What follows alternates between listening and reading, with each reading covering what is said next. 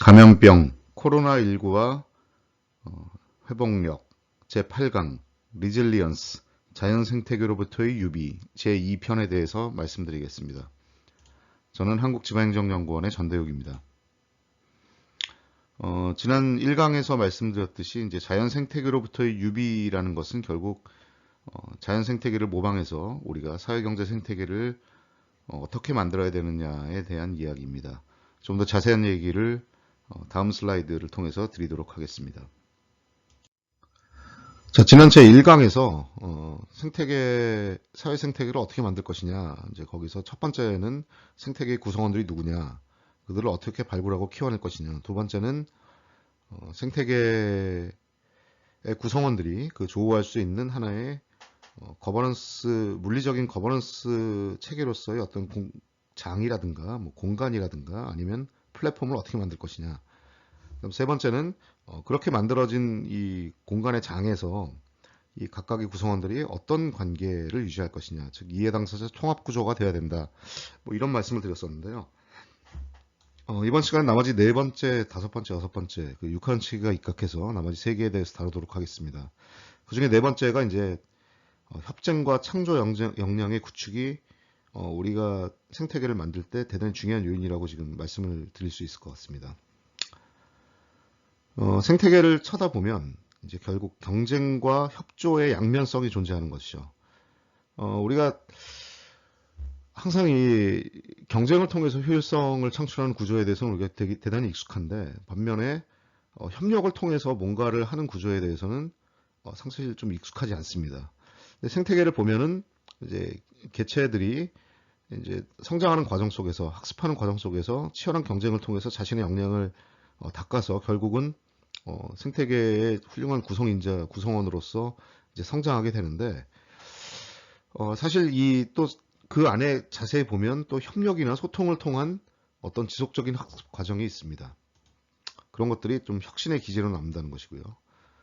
지금 제시한 이 그림은 결국은 무리짓기가 일종의 협력의 아주 대표적인 사례라고 볼 수 있는데, 이것을 저는 회복력의 관점에서 본다면 이걸 계속 자기조직화라고 이제 표현을 했습니다. 결국 독립적인 개체들이 모여서 하나의 스스로 혁신과 학습을 할 수 있는 조직화를 스스로 달성하는 것에 관한 이야기죠. 뭐 이 무리짓기나 자기조직화의 가장 비근한 한 예로 이 생태학에서는 이 점균류 곰팡이의 한 종류에 대해서 이제 얘기를 하고 있습니다. 점균류 곰팡이는 뭐 거의 단세포에 가까운 이런 생물이죠. 그 이 점균류 곰팡이가 평소에는 이제 먹이가 많을 때는 각각의 개체들이 그냥 뭐 협력이나 소통이 필요 없이 그냥 그 단세포에 가까운 그 생물체로서 살아가고 있는 것이죠.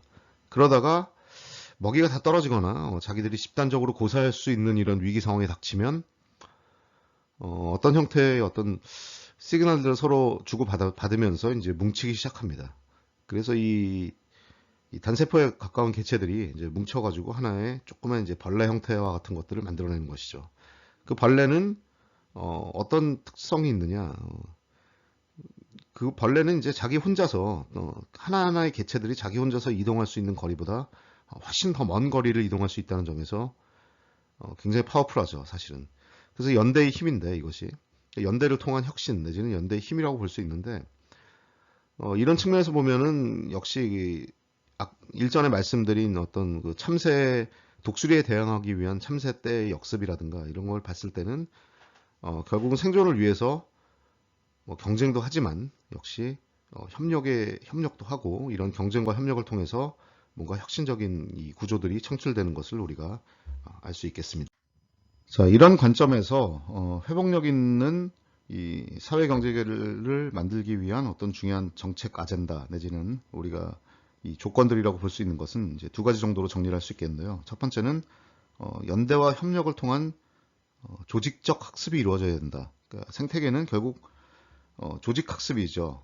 개인 학습도 물론 이제 개체들이 뭐 자라나면서 꾸준한 경험과 학습을 통해서 자기 역량 있는 개체로 성장하는데, 그 과정 속에서는 뭐 경쟁을 통한 학습도 분명히 경쟁을 통한 자기 역량 강화도 있지만 연대와 협력을 통한 역량 강화도 충분히 그 안에 있습니다. 특히 이제 우리는 뭐랄까 이 사회 구성체를 만드는 데 있어서 이 강력한 리더십을 가진 이 백마탄 초인에 대한 좀 환상이 있죠. 그래서 그가 나타나서 우리를 목매한 우리를 일깨우고 광야에서 뭐 이끌 것이다. 뭐 이런 식의 얘기들인데요. 사실 저는 그런 얘기를 별로 좋아하지 않습니다. 우리는 결국 다 비슷비슷한 구성원들이고 다 비슷비슷한 생태계의 하나의 개체로서 결국 학습 조직을 만들어서 우리가 해야 될 어떤 아젠다들을 발굴하고 그 아젠다들을 수기하고 토론하는 과정 속에서 그걸 해결하기 위한 문제 해결 방안들을 이제 같이 학습을 하고 그리고 그걸 같이 해결해 나가는 과정 속에서의 역량 강화 이것이 어떻게 보면 대단히 중요한데요. 그러니까 우리가 얘기하는 생태계는 특히 회복력 있는 생태계는 그냥 만들어지는 것이 아니라 이런 이 생태계를 구성하는 조그만 이 커뮤니티들이 이런 조직 학습을 통해서 상호 연계를 통해서 연대를 통해서 생태계를 만드는 것 이것이 이제 무엇보다 중요합니다. 두 번째는 이 평상시에 소통하고 협의할 수 있는 느슨한 네트워크를 유지해야 된다. 사실 저희는 이 사회 관계망, 이 사회적 자본에 대해서 이제 얘기를 할 때, 본딩 캐피탈, 그러니까 얼마나 응집성이 있느냐, 이거를 중심으로 많이 얘기를 하는데요. 여기서는 이제 응집성이 중요한 것도 응집성이 중요하지만, 응집성은 어떻게 보면 조직 학습에 관한 이야기고요. 그 느슨한 네트워크, 그러니까 링킹이나 브리칭 캐피탈, 이거 어떻게 연계적 사회자본을, 가교적 사회자본을 어떻게 우리가 구축해야 되느냐, 이것이 정말 중요한 이제 명제라고 할 수 있겠습니다. 근데 왜 이런 말씀을 드리냐면, 앞선 점균류 곰팡이 사례를 옛날에 같이 이제 스터디하던 우리 리질리언스 포럼에서 전은호 센터장님이 이 사례에 대해서 이제 같이 한참 얘기를 하다가 이게 참 사람이 곰팡이보다 못하네요. 사람 잘 못 뭉친다는 얘기죠. 그렇죠? 근데 저는 맞는 얘기입니다. 근데 사람이 왜 못 뭉치느냐? 어떻게 보면 사람이 너무 지금 위기가 없어서 안 뭉치는 거죠. 그러니까 점균류 곰팡이도 아무 때나 뭉치는 것이 아니라 평상시에는 각자 있다가 위기 상황에서 이제 연대를 시작하는데 마찬가지입니다. 우리들도 지금 우리가 만들어 놓은 이 사회 속에서 충분히 열심히 잘 살고 있기 때문에 큰 위기가 닥치지 않는 이상 개인적인 역량으로 충분히 잘 살 수 있죠. 번영할 수 있습니다. 다만 이제 미중일 사태가 닥치거나 지금 코로나처럼 이런 위기가 닥쳤다. 연대해야죠. 그렇죠? 뭉쳐야 됩니다. 그때는 이제 뭉치게 되는데 그러면 어떤 경우에 그렇게 사람들이 똘똘 뭉쳐서 지금 우리가 코로나 대응에서 보여준 것처럼 이렇게 전 국민이 하나로 뭉쳐서 이거를 해결할 수 있느냐? 이것은 이런 생태계는 평상시에 이 느슨한 네트워크들이 이런 관계망들이 촘촘하게 작동하고 있었다는 것을 반증합니다. 그래야지만 유사시에 강한 연대로 전환할 수가 있는 것이죠.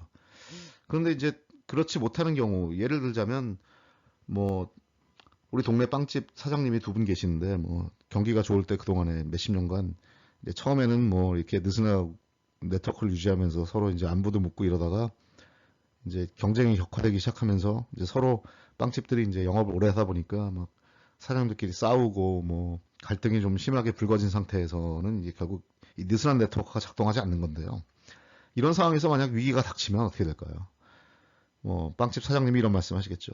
내가 저 인간이랑 같이 뭘 하려면 차라리 나 죽고 말지 내가. 이런 얘기가 나올 수 있습니다. 이것이 이제 강한 연대로 전환하는데 큰 이제 문제가 되는 것이죠, 결국. 느슨한 네트워크가 작동해야만 이 강한 연대가 가능한 겁니다. 이게 바로 이제 사회적 자본에서 얘기하는 링킹 브리칭 캐피탈이죠. 우리가 이것을 어떻게 만드느냐가 이제 중요한 과제라고 할 수 있겠습니다. 그 다음에 이제 다섯 번째 이야기는 이제 다양성과 사회 통합에 관한 얘기인데요. 1절에 제가 한번 이 유목민들의 호라이즌탈 스캐닝, 즉 지평선 스캐닝에 대해서 말씀을 드린 적이 있을 거예요. 유목민들이 이제 지평선을 관찰했었는데 거기서 조금은 먼지가 일어난다. 자, 저 먼지가 얼마 후에 큰 군대가 돼서 우리한테 다가올 것이냐, 우리를 정벌하러 올 것이냐, 큰 위기로 닥칠 것이냐, 아니면 그냥 수평선의 먼지로 사라질 것이냐. 여기에 대해서 같이 이제 유목민 중에 어느 누가 한 명이 얘기하더라도 그거를 같이 그 소수 의견을 묵살하지 않고 같이 충분히 논의할 수 있습니다. 이게 어떻게 보면 유목적인 삶이죠. 이 유목민의 문화에 있는 이런 이 소수 의견에 대한 존중과 이 수평적, 이 공동체적 관계, 이런 것들이 굉장히 중요한데요. 이 생태계에서는. 이래야지만 우리가 나비 효과처럼 이 간단한, 처음에는 별것 아닌 것처럼 보이는 이 조그만 현상들이 크게 이제 상발적으로 뭔가 큰 위기로 다가왔을 때 우리가 그런 것들을 사전에 충분히 감지하고 갈 수 있다라는 얘기죠. 반면에 지금처럼 평상시나 굉장히 안정적인 사회에서 누군가 저기 뭐 이상한 현상이 발생했어라고 한마디 얘기하면 다들 너 왜 그러냐, 저게 뭔데, 아유 저런 일은 가끔 있어, 걱정하지 마, 저 사회는 변하지 않아, 뭐 망하지 않아, 뭐 이러면서 이제 무시하는 경향들이 많이 있는데요. 뭐 그만큼 우리 사회가 안정적이고 평온하다는 얘기겠죠. 어쨌든 21세기형 미중유, 그리고 이제 코로나 사태, 이런 리질리언스가 필요한 시기에서는 결국은 우리는 이럴 때일수록 더욱 소수 의견을 존중하고 소외되는 계층이 없도록 다 같이 사회 통합을 이뤄서 대응할 수 있는 그런 것들이 필요하다고 볼 수 있겠습니다. 결국 이제 우리가 생태계를 바라볼 때도 뭐 종의 다양성이 굉장히 많은데 뭐 저런 생물은 도대체 왜 존재하는 거야? 그 기능을 전혀 이해하지 못하는 경우들이 많죠. 이제 그걸 스터디하는 것이 생태학인데, 결국은 신은 그 종을 뭐 그 자리에 존재하게 한 어떤 이유가 있을 겁니다. 우리가 이해하지 못하는 것뿐이겠죠. 마찬가지로 우리의 생태계도, 우리가 생태계를 만들 때도 구성원들의 역량이 높지 않다고 한탄할 필요는 없습니다. 역량을 만들면 되는 것이고요. 그 세상에 아무리 하찮은 존재, 우리 생태계 안에 있는 어떤 루저라도 그런 루저들이나 낙오자들도 어떤 상황이 되면 어떤 위기 상황에서는 오히려 아무도 풀지 못한 문제를 풀 수 있는 역량을 가지고 있을 수도 있습니다. 그런 역할이 있을 수도 있는 거죠. 그런 점을 감안해 봤을 때는 지금은 필요 없는 것이라고 하더라도 그런 남는 것들, 비효율적인 것들을 지금 상황에서 우리가 판단해서 없애버리는 것들에 대해서는 굉장히 경계할 필요가 있습니다. 그래서 우리는 결국은 지금 존재하는 것들에 대해서 우리가 이해하지 못하더라도 그것을 받아줄 수 있는 이런 자세, 이런 통합적인 자세가 우리가 만드는 생태계에서 굉장히 중요한 속성이라고 볼 수 있겠습니다.